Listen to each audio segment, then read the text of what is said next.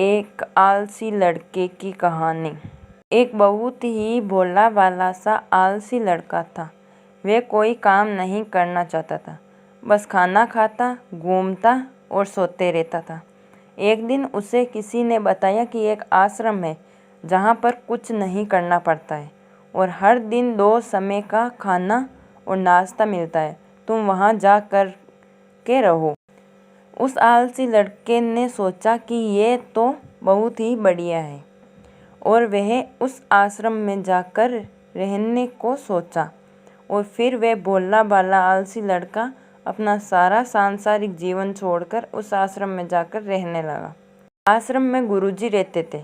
वे कुछ समय सबको प्रवचन देते थे। वह आलसी लड़का सुनता था, बाकी समय आराम करता था और फिर भर पेट खाना खाकर सो जाता था। ऐसे ही उस लड़के का दिन गुजरता गया। एक दिन उस आश्रम में कुछ भी नहीं बना। नाश्ते के समय नाश्ता नहीं मिला। उसने सोचा नाश्ता नहीं मिला, भोजन तो मिलेगा। अब भोजन के समय भी उसे भोजन नहीं मिला। लड़का दौड़ करके गुरुजी के पास गया और उसने पूछा कि आज भोजन क्यों नहीं बना। गुरुजी ने कहा कि बेटा, आज एकादशी है और जितने भी आश्रम के सदस्य हैं उनका उपवास है और तुम्हारा भी आज उपवास है। आज भोजन नहीं बनेगा। वह आलसी लड़का था। वह लड़का आलसी था और उसे भूख भी बहुत लगता था। उसने गुरुजी से बोला कि मैं उपवास नहीं रहूँगा, मुझे भूख लगी है, मैं खाना खाऊंगा। गुरुजी ने बोला ठीक है, जाओ भंडारे में से सामान ले करके आओ और आश्रम में नहीं बाहर ले जा करके बना लो, लेकिन याद रखना भोजन बनाने के बाद सबसे पहला भोग भगवान को लगाना और फिर तुम प्रसाद पाना। वह लड़का बोला ठीक है और फिर अनाज लेकर नदी की ओर पहुंचा। भोजन पकाने लगा और तैयार हुआ। उसके बाद कहने लगा कि भगवान श्री राम आइए, पधारिए, भोग लगाइए। अब जब उसे लगा कि भगवान तो आ नहीं रहे हैं तो फिर कहने लगा कि मुझे मालूम है आपको तो अच्छा खाने की आदत है, मैं बना नहीं पाया और मुझे अच्छा भोजन बनाने भी नहीं आता, लेकिन जो भी रूखा सूखा बना है आकर खा लीजिए। भगवान श्री राम उसकी सरलता पर बहुत ही प्रसन्न हुए और उस लड़के को दर्शन दे दिए। उसने देखा कि भगवान श्री राम आए हुए हैं और उनके साथ में माता सीता भी आई हुई है, लेकिन लड़के ने सिर्फ 2 लोगों के लिए ही भोजन बनाया था, एक अपने लिए और दूसरा भगवान के लिए।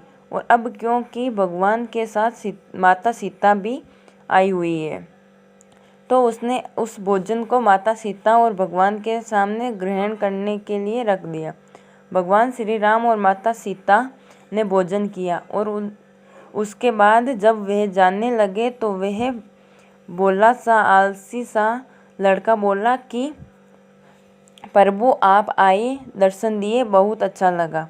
मुझे खाने को कुछ नहीं मिला, लेकिन कोई बात नहीं, लेकिन आपसे एक विनती है कि अगली बार जब आप आएंगे तो कितने लोग आएंगे ये बता दीजिए, ताकि मैं उतने लोगों के लिए भोजन बनाकर रखा रहूं। भगवान श्री राम मन ही मन मुस्कुराए और फिर अंतर ध्यान हो गए। लड़का आश्रम गया। दिन बीतता गया और फिर एकादशी का दिन आया और इस बार उसने 3-4 लोगों के लिए अनाज ले करके खाना बनाने के लिए नदी के किनारे पहुंचा और उसने बड़े प्रसन्नता से भोजन बनाया और इंतज़ार करने लगा कि प्रभु आइए और भोग लगाइए। इस बार लड़का देखता है कि भगवान श्री राम पूरा राम दरबार लेकर आए हैं, जैसे माता सीता, लक्ष्मण, भरत, हनुमान जी और सभी लोग आए। लड़के ने 3-4 लोगों का भोजन बनाया था और इस बार भी भोजन कम पड़ गया। लड़के ने निराश होकर भोजन को प्रभु के आगे रख दिया। उन्होंने भोजन किया और फिर चले गए और इस बार भी लड़का फिर से भूखा रह गया। अब लड़का फिर आश्रम गया। दिन बीतता गया और फिर एकादशी का दिन आया। इस बार गुरुजी से कहने लगा कि गुरुजी, मुझे इस बार थोड़ा ज़्यादा अनाज चाहिए। गुरुजी सोचने लगे कि ये इतना सारा अनाज का करता क्या है, कहीं इसे बेचता तो नहीं है। फिर उन्होंने कहा कि ठीक है, भूख से परेशान रहता है। लड़के ने कहा कि नहीं गुरुजी, मैं भूख से परेशान नहीं रहता हूँ। प्रभु के साथ बहुत लोग आते हैं, उनको भी तो भोजन कराना पड़ता है। गुरुजी को लगा कि लड़का पागल हो गया है, लेकिन गुरुजी ने सोचा कि चलो एक बार चलकर देखते हैं कि लड़का इस अनाज का करता क्या है। वह भोला सा लड़का अनाज ले करके नदी के किनारे पहुंचा। इस बार भोजन बनाया नहीं। उसने सोचा कि प्रभु हर बार ज़्यादा लोगों को ले करके आते हैं, इस बार वे जितने भी आएंगे खुद बना करके भोग लगा लेंगे। और फिर प्रेम से प्रभु को बुलाने लगा। गुरुजी ये सब छुपकर देख रहे थे कि ये भोजन तो बनाया नहीं और प्रभु को बुला रहा है। लेकिन लड़के ने देखा कि इस बार प्रभु के साथ बहुत से लोग आए हुए हैं, तो उसने प्रभु के सामने हाथ जोड़ करके कहा कि प्रभु माफ़ करना, आप बहुत सारे लोग आते हो, मुझे संख्या पता नहीं होती और मेरी हिम्मत भी नहीं होती कि मैं इतने सारे लोगों के लिए भोजन बनाऊं। आप स्वयं आइए, बनाइए, खाइए और भोग लगाइए। प्रभु मुस्कुराते हैं और अपने साथ आए सभी लोगों के साथ मिलकर भोजन बनाते हैं। गुरुजी ये सब छुप करके देखते हैं और फिर लड़के के पास आ करके कहते हैं कि तुम ये कर क्या रहे हो। लड़का कहता है कि गुरुजी, आपको दिख नहीं रहा है कि भगवान श्री राम पधार चुके हैं, माँ सीता आई हुई है, हनुमान जी आए हैं और भी सभी लोग आए हैं, भोजन बन रहा है। गुरुजी ने बोला कि पागल हो गया है, मुझे तो कोई नहीं दिख रहा है। लड़का गुस्सा हो गया और बोला, प्रभु आप ये क्या कर रहे हो? एक तो मुझे भूखा रखा है और गुरुजी को दर्शन नहीं दे रहे हो। जो मुझे पागल समझ रहे हैं, कृपया करके गुरुजी को दिख जाओ। भगवान बोले, नहीं, मैं इन्हें नहीं दिख सकता। लड़का बोला, क्यों नहीं दिख सकते? मेरे गुरुजी तो बहुत महान है, बहुत बड़े ज्ञानी और ज्ञाता हैं। भगवान बोले, हाँ, ज्ञानी और ज्ञाता होंगे, लेकिन तुम्हारी तरह सरल नहीं है। जो सरलता तुम में है वो तुम्हारे गुरुजी में नहीं है।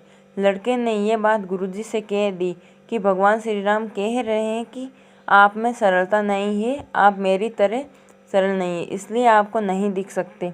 गुरुजी की आंखें नम हो गई और रोने लगे कि और बोले कि बिल्कुल सही कहा, मेरे अंदर तुम्हारे जितना सरलता नहीं है।